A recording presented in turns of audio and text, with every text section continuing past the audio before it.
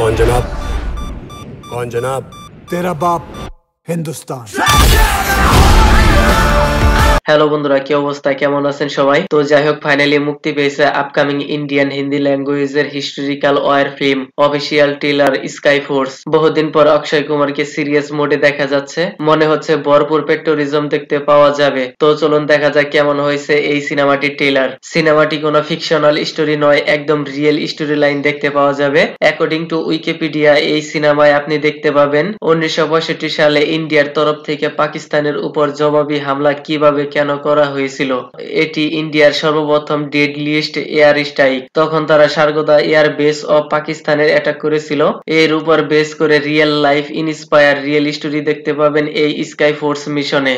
আর এই সিনেমাটির main lead role in Akshay Kumar, তার সাথে রয়েছে আরেকটি নিউ ক্যারেক্টার বীর পাহাড়িয়া। আক্কু ভাইয়ের পরে এই নিউ ক্যারেক্টারের পটেনশিয়াল অনেক বেশি দেখতে পাওয়া যাবে। এই ট্রেলার দেখি তেমনটাই বোঝা যাচ্ছে।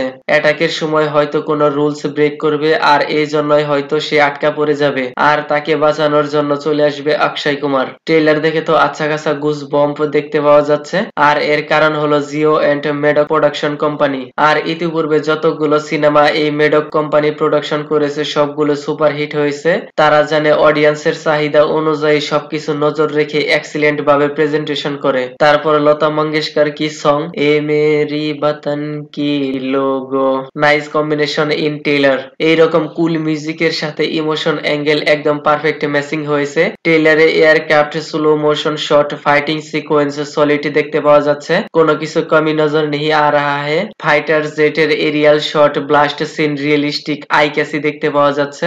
এরপরে ট্রেলারে ডায়লগ এক্সট্রা গুজবম্প ফিল হচ্ছে। পাকিস্তান ওয়ালা বলছে কোন জনাব, আর অক্ষয় কুমার বলছে তেরা বাপ হিন্দুস্তান। এই ওয়ালা ডায়লগের জন্য জরুর সিটি তালিয়া বাজেগি। Too good dialogue delivery. I hope সিনেমার মধ্যে সবকিছু আচ্ছা নিকাল যায়। অনেকদিন ধরে অক্ষয় কুমারের কোনো মুভি হিট হচ্ছে না।